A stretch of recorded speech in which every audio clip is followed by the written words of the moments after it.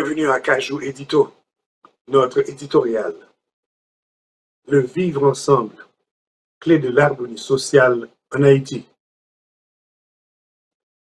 La liberté consiste à pouvoir faire tout ce qui ne nuit pas à autrui. Cet extrait de l'article 4 de la Déclaration des droits de l'homme et du citoyen de 1789 résonne comme un écho intemporel dans nos vies. Il fait écho aux réflexions profondes de John Stuart Mill dans son célèbre ouvrage de la liberté, où il rappelle que la liberté des uns s'arrête là où commence celle des autres. Ces deux citations se complètent harmonieusement, s'imposant comme des piliers fondamentaux pour définir la liberté dans toute sa plénitude. Dans un pays comme Haïti, où la qualité de vie dépend de la contribution de chacun, une question essentielle s'impose.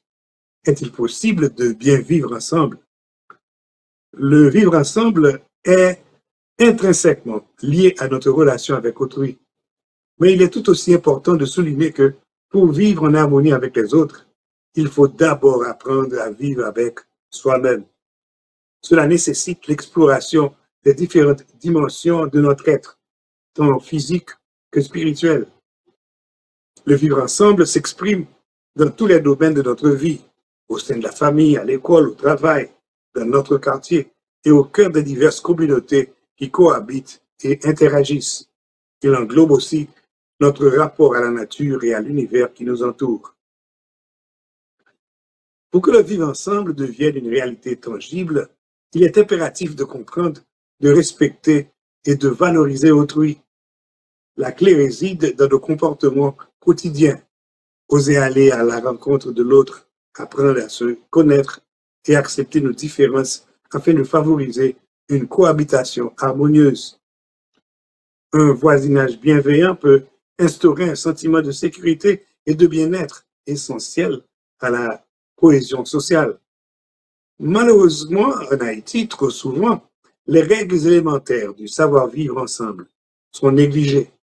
Un geste mal placé ou un commentaire désobligeant peut rapidement dégrader les relations et rendre la vie quotidienne source de tension et de stress. Vivre en démocratie ne signifie pas avoir carte blanche pour dire ou faire tout ce que l'on souhaite sans égard pour les autres. Il est crucial de rappeler que la négligence dans l'espace public est perçue comme un manque de respect collectif.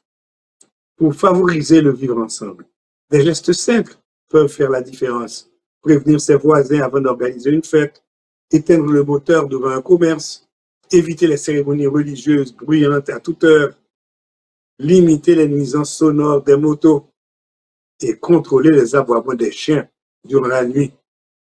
En somme, le vivre ensemble repose sur des valeurs de respect mutuel, de compréhension et de bienveillance. C'est en cultivant ces principes au quotidien que nous pourrons bâtir une société où chacun trouve sa place et s'épanouit pleinement.